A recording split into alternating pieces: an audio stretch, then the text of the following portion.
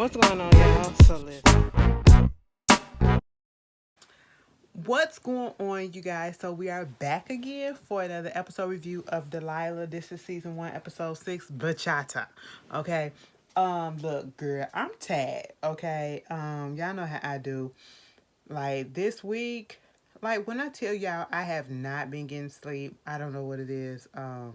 Actually, I do know what it is. In part, most of it is because of me. Um, but this week, like, it's really been bad, and it's only Tuesday night, so I'm a little tired. So if I forget some stuff, don't judge me. Don't hold it against me. We'll talk about it in the comments or whatever. But anyway, this episode was cute. Um, I do just want to touch on some stuff, okay? Delilah got out of jail. You know, Demetria, she wound up bailing her out or whatever. And, telling her that her daddy said basically that he can't be around her. Want to make it seem as though he's not, taking sides or involved or whatever. So basically, he's stepping away. So, of course, because of the history that Delilah has with her father, she feels some type of way. Oh, now you want to do something, blah, blah, blah. This is what you want to do. But he also said that that laptop that they was looking for, that was at Leah's house, that wound up getting stolen, they found it in a trash can, like right outside the residency. And they said the residency, you would have to have a key to get up in that bitch, to put it up in there, okay? In the area, whatever. So now it's like, damn, where did Leah do something or whatever? Is she in on this? Was this a fake whatever? Because how did somebody get a key to get into the residency to put it in a trash can that's inside?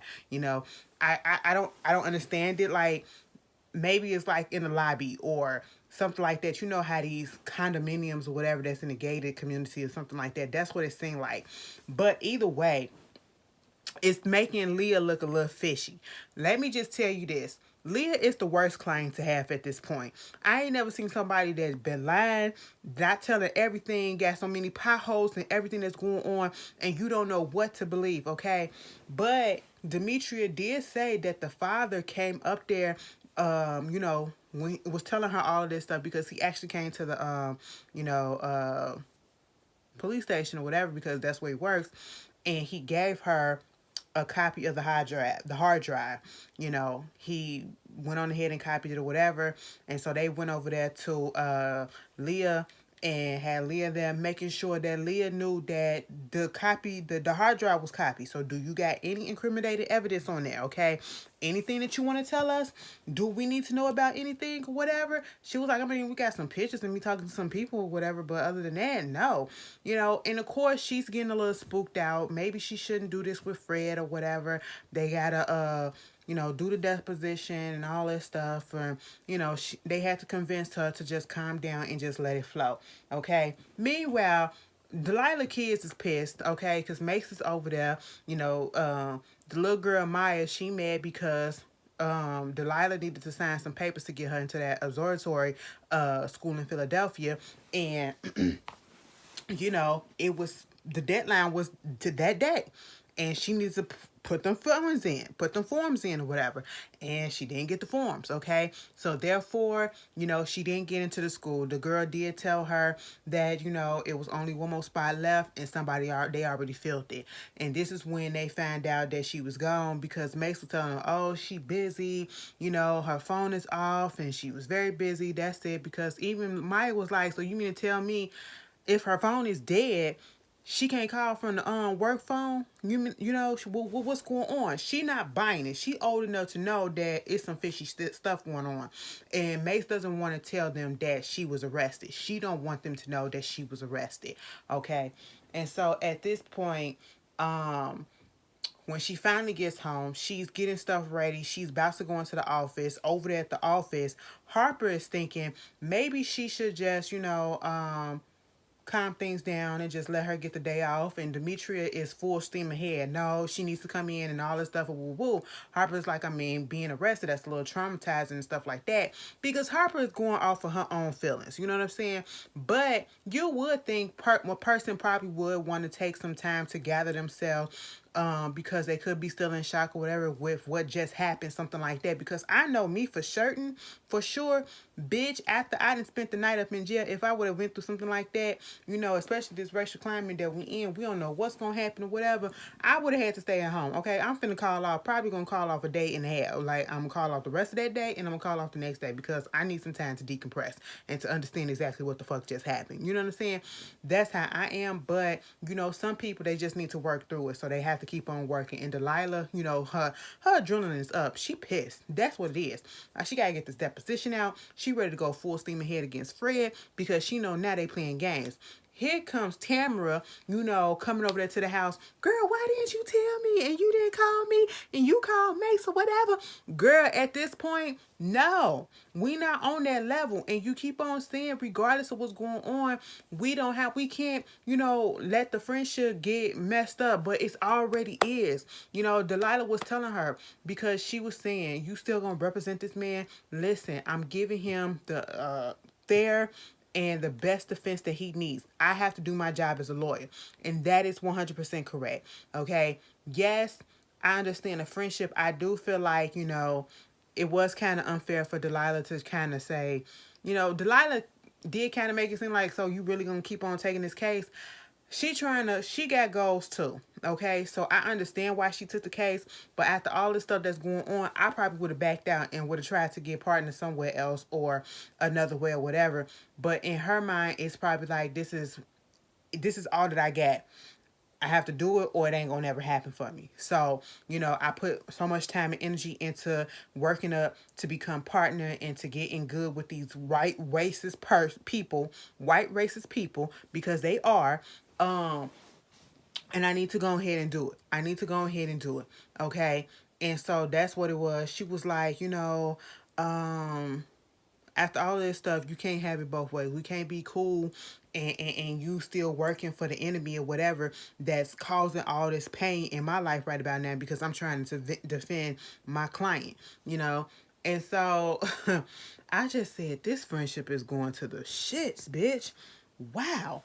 We only got probably an episode and a half, or damn near, no, just the episode of them being cool together before all this shit just came and just messed their whole relationship up. And I hate it because this looked like one of those things, like, you don't know if they're gonna bounce back from it when it all comes out in the wash. You don't know.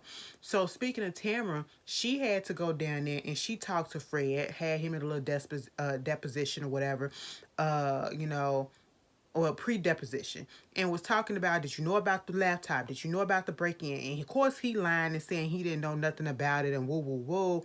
And at this point, Win come in there, Win Jr., he comes in there and trying to reassure him that everything is cool. And I told you that, Tamara, she was good and everything and woo. And Win gonna say, yeah, no, not Win. Fred said, yeah, Win did say that you was one of the good ones. I said, and there it is. One of the good ones. And even Tamara was like, what do you mean by that? Okay. I said one of the good blacks. That's what it was. That's what it was. And we know this because later on in the episode, Jamal, he had this tax situation going on, dealing with reparations and stuff like that he wanted Delilah to look at. She winds up looking at it, and Win Jr. and Win Sr. signed off against it. So basically it's something that taxing people giving reparations out, and of course they're against that because they're Republicans, they're racist, that's what they are. Okay. And Tamara told him to go ahead and seek her out seek her out for legal advice instead of asking them for the second date or whatever. But, he winds up coming over to the house and they was talking, they was drinking wine, wound up dancing. The episode is called Bachata, and they started dancing the Bachata, okay? And they wind up kissing and shit. Now see, this is a little different. Okay, let me just speed through this case right quick because it's getting a little complicated, but then again, it's not really. Demetria, that girl gonna get slapped, okay? Let me tell you something. She would have worked my nerves. I understand exactly where Harper is coming from. Even though Harper has a deeper issue with Demetria that Demetria don't know, because Demetria keeps putting her foot in her mouth when it comes to Harper and does not realize that she has a triggering, she can be very triggering. She does too much. She's just too much, okay?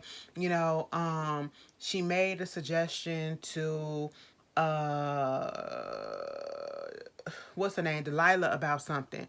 And Delilah had to let her know, Harper, she knows what she's doing because she also went to law school. She just didn't finish it. Oh, because she was like, oh, she kind of good for a paralegal. Too bad she just a paralegal. No, she was a law student at one point, but we got to go back to the first episode when Demetria was introduced to us, and she was trying to get on Delilah's good side by mentioning this case that she, I guess, what made her start to admire Delilah, and that was this Jane Doe case about this woman, black woman, young black woman, who was driving in a fancy car, who got pulled over by some white racist cops who basically tried to put her in a mental institute just because they felt that she couldn't, there's no way that this black woman could afford this good car. You know what I'm saying?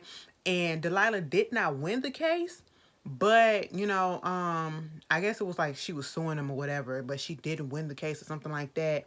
But it made a foot stamp. You know what I'm saying? It made an impression on Demetria, and she keeps referencing this and not realizing that Harper is Jane Doe.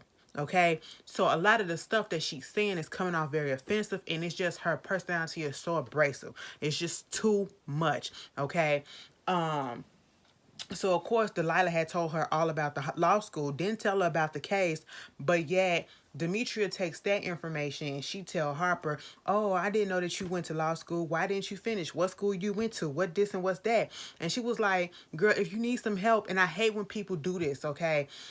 Just because I said this and I said that, I don't need you to ask me what. If you need some help, don't do that.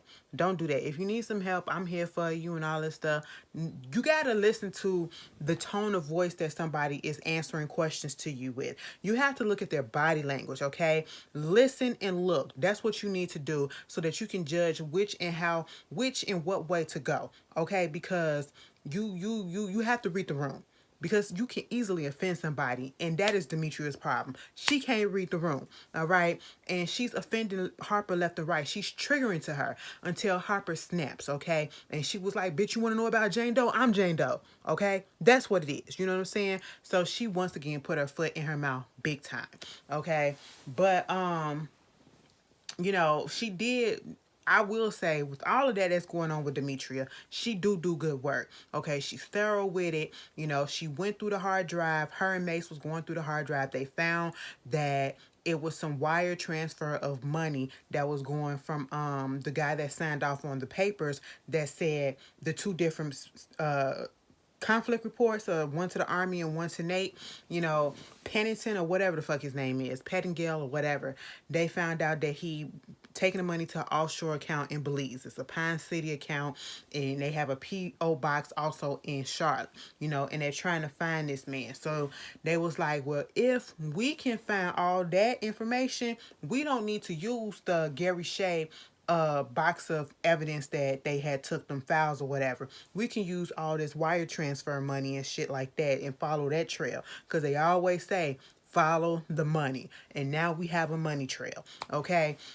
And we know exactly where it's going, and we know who's on it, okay?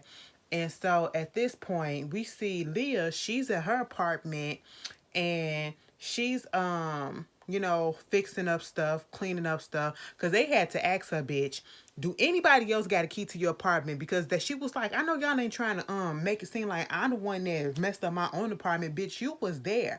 You was there, and you saw with Delilah what was going on.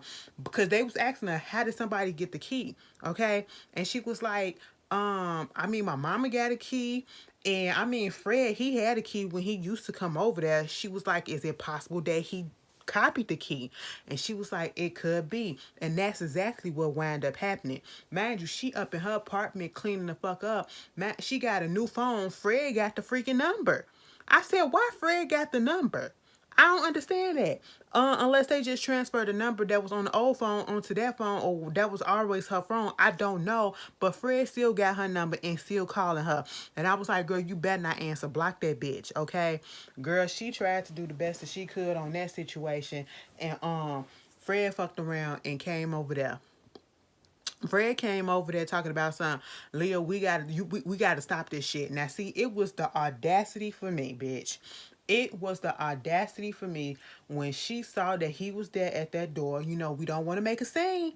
We don't want to make a scene. We don't want to get thrown out the apartment. We already had the police come up in there because the apartment was ransacked. We don't want no more strikes against us. So she opened up that door, okay?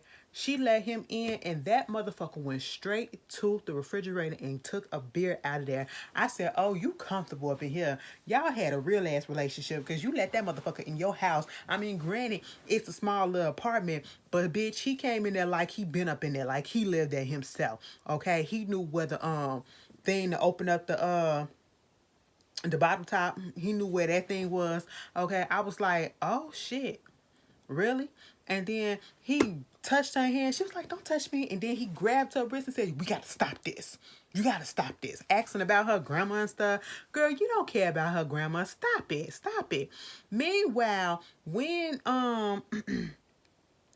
had invited Tamara to come to a dinner with him and his father and his wife, and basically it's going to be a couples thing, and he said bring Casey. You know, Casey, her fiance, is the deputy mayor. So they in there talking, and that the when senior's wife is so outdated. Oh, when they have female partners, first of all, it's woman partner. Okay, quit calling them females.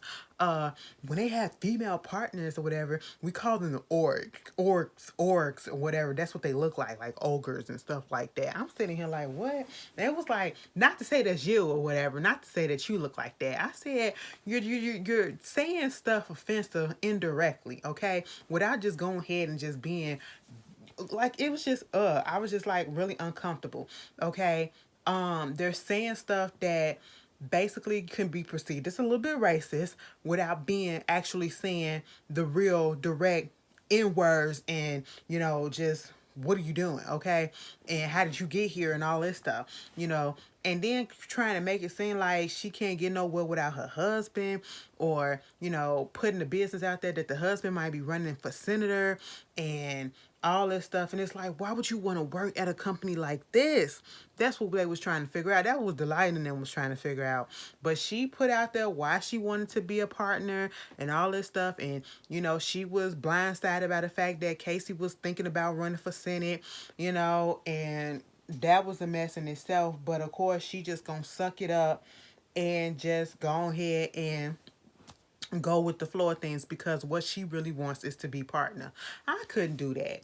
I couldn't do that. I understand like my ambition, but I would have to go to a different law firm. I could not work for people that I know just aren't right. And they aren't right. They aren't right. It ain't worth it. It ain't worth my stress level, okay? Having to know that. That's why the secretary bitch always looking at her sideways and shit.